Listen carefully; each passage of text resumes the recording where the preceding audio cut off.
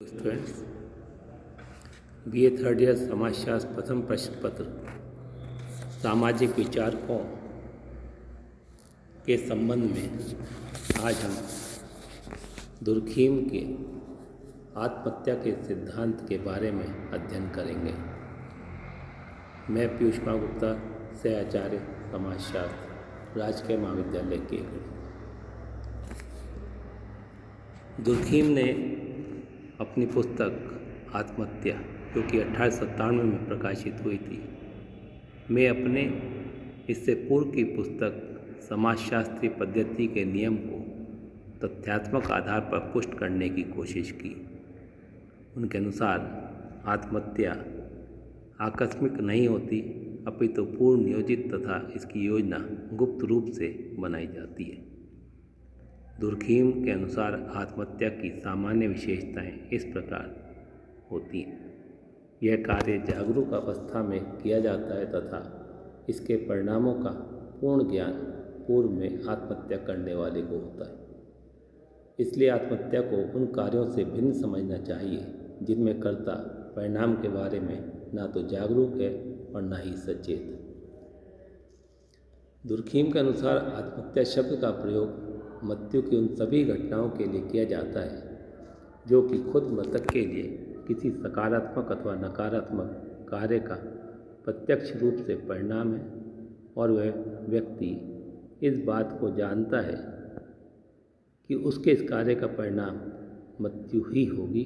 यही कार्य यदि वास्तविक मृत्यु से कम है, अर्थात यदि आत्महत्या के प्रयास में व्यक्ति बच जाता है, तो उसे आत्महत्या ना कहकर आत्महत्या का प्रयास कहा जाता है। दुर्खीम ने आत्महत्या के दो प्रमुख तत्वों का उल्लेख किया है। पहला, आत्महत्या करने वाला स्वयं अपनी मृत्यु का कारण होता है, चाहे वह अपनी मौत के लिए कोई ठोस कदम उठाए अथवा किसी ऐसे कार्य की उपेक्षा कर दे जिसके करने से उसका स्वयं का जीवन बच जाता और जिसके ना करने से उसे निश्चित ही मृत्यु प्राप्त होती है। दूसरा, आत्महत्या करने वाला यह जानता है कि वह क्या करने जा रहा है, उसका क्या परिणाम होगा, और दूसरे शब्दों में अपनी मौत के लिए उत्तरदायी कार्य करते हुए वह व्यक्ति ना किसी नशे की हालत में था, ना किसी भ्रम में था और ना ही किसी दबाव में था। दुर्खीम ने आत्महत्या के विभिन्न प्रकारों को भी अध्ययन किया। उन्होंने इसे एक सामाजिक तथ्य के रूप में प्रस्तुत किया है और आत्महत्या के विभिन्न प्रकार के कारणों का उल्लेख करते हुए तीन प्रकार की आत्महत्याओं को प्रमुख माना है। पहला आत्महत्या है अहमवादी आत्महत्या, जिसे इगोइस्टिक सुसाइड का नाम दिया। दूसरा, परार्थवादी आत्महत्या अल्ट्रुइस्टिक सुसाइड, तथा तीसरा, अप्रतिमानित अथवा आदर्श विहीनता के आधार पर की जाने वाली आत्महत्या, जिसे उन्होंने एनोमिक सुसाइड का नाम दिया। अहमवादी आत्महत्या अति व्यक्तिवाद या अहम के कारण होती है। इस प्रकार की आत्महत्या समाज तथा पारिवारिक संस्था के ढीलेपन अथवा अव्यवस्थित होने की परिस्थितियां में पाई जाती है। व्यक्तिवाद के कारण सभी व्यक्ति अपनी अपनी स्वार्थ सिद्धि में लगे रहते हैं तथा कोई भी किसी की परवाह नहीं करता। परिणामतः व्यक्ति अकेलापन महसूस करता है, जो कि अहम के लिए खतरनाक स्थिति होती है, जिससे बचने के लिए व्यक्ति कई बार आत्महत्या कर लेता है। आधुनिक समाजों में इस तरह की आत्महत्या अधिक देखने को मिलती है, क्योंकि समाज में पारिवारिक संगठन में एकीकरण की कमी देखने को मिलती है। अहमवादी आत्महत्या वास्तव में सामाजिक पृथक्करण का परिणाम माना जाता है। अहमवादी आत्महत्या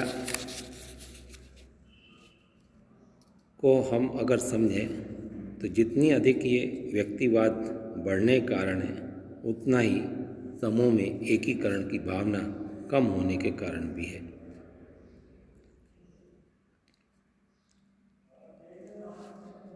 प्रोटेस्टेंट ईसाइयों जो दो मतावलंबी हैं, प्रोटेस्टेंट और कैथोलिक। तो प्रोटेस्टेंट मतावलंबियों में व्यक्ति स्वतंत्रता अधिक होने के कारण एक धार्मिक समूह के रूप में एकीकरण की कम मात्रा पाई जाती है, जबकि उनकी अपेक्षा कैथोलिकों में इसका विपरीत है और उनमें एकीकृत धार्मिक समूह का अधिक भाव है। परिणामतः प्रोटेस्टेंट लोगों में अधिक आत्महत्याएं देखने को मिलती हैं। इसी पर दुर्खीम ने आंकड़ों के आधार पर कहा है कि विवाहितों और अविवाहितों के बीच भी आत्महत्या की दरें सामाजिक पृथक्करण की मात्रा के कारण ही अलग अलग होती हैं। उन्होंने पाया कि विवाहितों की अपेक्षा तलाक प्राप्त या वैधव्य या अविवाहित जीवन यापन करने वाले व्यक्ति अपने को ज़्यादा अकेला महसूस करते हैं और उनमें जो सामाजिक समूह में से एकीकरण की भावना कम होती है। परिणाम से उनमें आत्महत्या की दर विवाहितों की तुलना में अधिक देखने को मिलती है।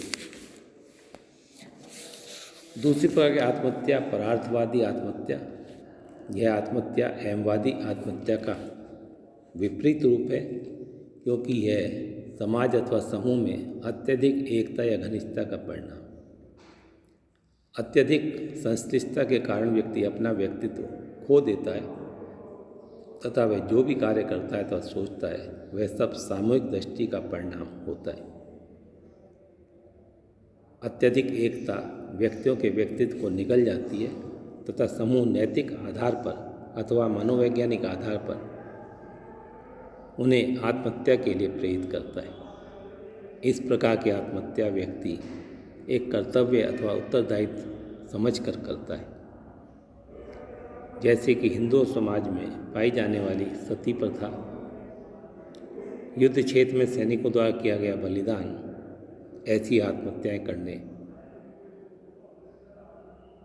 के समान है। ऐसी आत्महत्या करने वाला व्यक्ति अपने समूह के साथ पूर्णतः एकीकृत महसूस करता है तथा समूह के नियंत्रण में होता है। उन्हें विश्वास होता है कि वह अपने समूह के कल्याण के लिए प्राण त्याग रहे हैं तथा इस कारण से वह अपना शरीर त्याग देता है। तीसरी प्रकार की आत्महत्या अप्रतिमानित या एनोमिक, जिसे आदर्श विहीनता पर आधारित आत्महत्या भी कहा गया। कई बार आकस्मिक अथवा अस्वाभाविक परिवर्तन अत्यधिक तीव्रता के साथ सामने आते हैं। परिणाम से अत्यधिक तीव्रता के कारण व्यक्ति अप्रत्याशित परिस्थितियों के साथ अपना अनुकूलन नहीं कर पाता तथा तनाव की स्थिति में आ जाता है। परिणाम से व्यक्ति तनाव और अशांति से मुक्ति पाने के लिए आत्महत्या करता है। ऐसा अधिकांशतः आर्थिक एवं राजनीतिक संकट के कारण अधिक होता है। वर्तमान में भी